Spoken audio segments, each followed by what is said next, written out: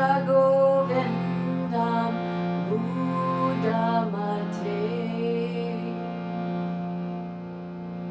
As always, if you stay all the way to the end of the video, I will show you how I'm playing the verse from the focus of the month.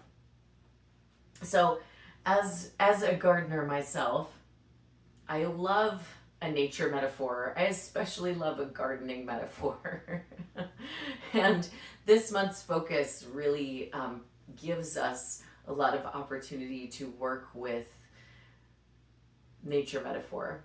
So the focus of the month has to do with being rooted and what that has to do with not only community, but practice, yoga practice in particular, but also community practice.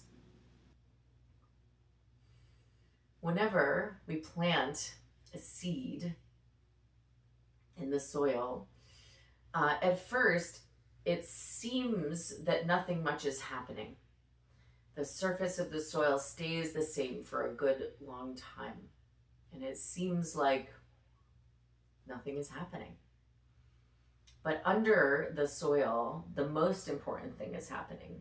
The little seed, remember, a seed is just a package of potential. It's all of the energy and ingredients and instructions needed to grow a tree or a tomato plant or a tulip or whatever it is, right? But anyway, the most important thing is happening under the surface, which is that the seed starts to put down roots first. So as the seed is putting down roots in order to not only anchor it to its spot, but also to start drawing nutrients and water to nourish the plant material, the plant growth. Again, nothing much seems to be happening. But all that is necessary for the sprout to start coming forth out of the soil and for the leaves to start appearing and the stem and the flower and the fruit. And all that starts with planting good roots down. So this could be a metaphor for our practice, right? We often go through long periods of practice where there might not be some big, showy, spectacular thing happening at the surface. But instead, during those long periods of practice where seemingly not much is happening, we are developing our roots. We're gaining experience through repetition. We're feeling our feet underneath us again and again, or our hands underneath us again and again, to build strength, courage, stability, and through repetition, that gives us the sort of confidence and steadiness to be able to do other things. So, and again, that's not just at the beginning of practice. Even for more experienced practitioners, it's expected that we would have periods of time where you feel sort of at maybe a plateau of sorts, or you feel that you're sort of in a holding pattern, if you will. But that can be a little deceptive. A lot is going on there. A lot of, again, that groundwork, that really important stable ground is being built underneath us in order for our practice to produce growth or change or transformation, right? And it can be tempting in those long periods of seemingly nothing happening. It can be tempting to change practices or to change teachers or to give up entirely or whatever. But as anyone who's well practiced in anything knows, sticking with it is actually what produces the mastery. Sticking with it through those times in particular. And again, that's true whether we're learning yoga or whether we're learning music or whether we're learning a new language or anything that's worth learning. One has to sort of at times trudge through the scales and chords and practice the same vocal exercises again and again, or practice some sequence on the guitar frets in order to then step towards something like growth, right? Music is also a good metaphor for it, because with music, you have to sort of learn, like, boring scales and arpeggios and chords and stuff before you can even ever hope to do something like improvise, right? Like, you play scales and notes and chords for a while, then you play other people's songs for a while, and then eventually you can start to have the freedom enough to improvise and explore around and write and stuff. But that's only after building all of those root system, right? Anyway, I have a lot of great recommendations for this month. One of my sort of persistent perennial favorites, is braiding sweetgrass. This has a great many wonderful nature metaphors in it, including there is a chapter on pecan trees, where, if you didn't already know this, pecan trees, they have like a mass fruiting all at once, all on the same year across the United States. And there's no predictability as far as, it's every 10 years or it's every 7 years or something like that. Or it only happens on years when this happens. We're not quite sure what the exact set of conditions is, but apparently trees are communicating with each other through chemicals, through pheromones in the air.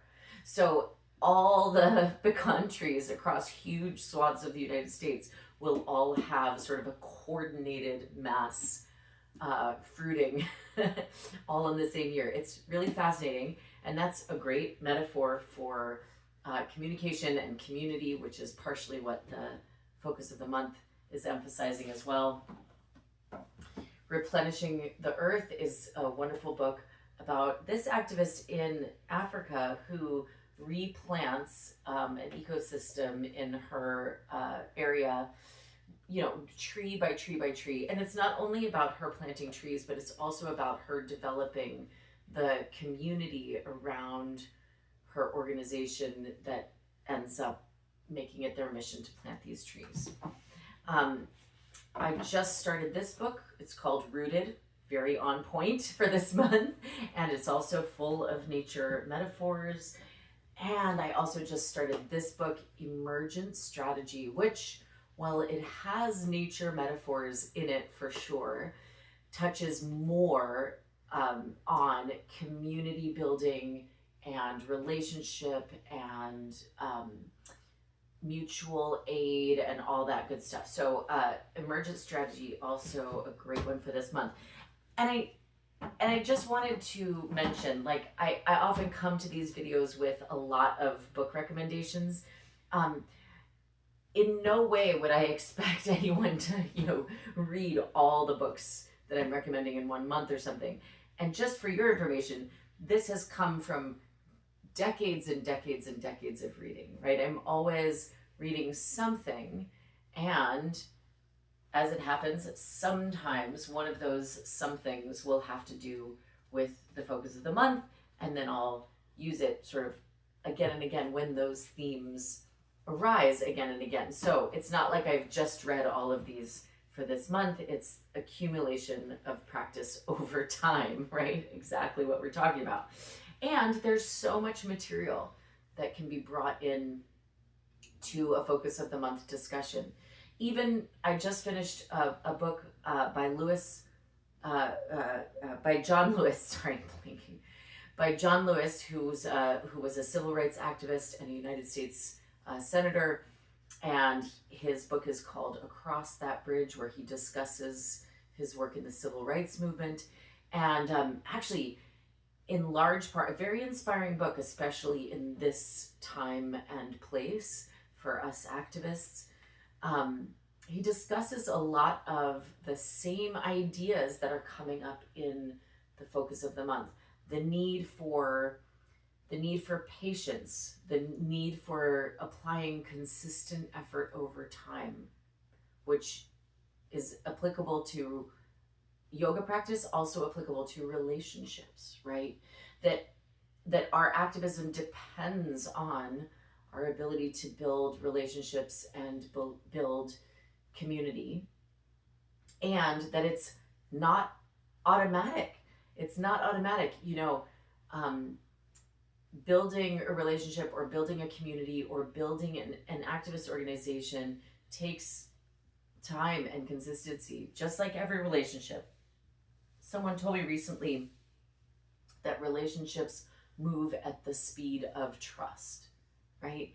So whether you're thinking about the student-teacher relationship or a relationship outside the yoga classroom or a relationship with an activism community, that simply by showing up consistently and being, standing there again and again, shoulder to shoulder with other people, that's how trust is built and that's how community is built. So even though that book isn't explicitly about the focus of the month, whatever you're reading, you can kind of look for these little seeds, these little threads to pull out and discuss in class. So I find this focus so inspiring. I mean, I usually find the focus really inspiring, and it's so wonderful to hear thoughts from all the different wonderful teachers around the world. And again, if you stick around, I'll just show you the notes that I play for Satsangape. Satsangate ni sangate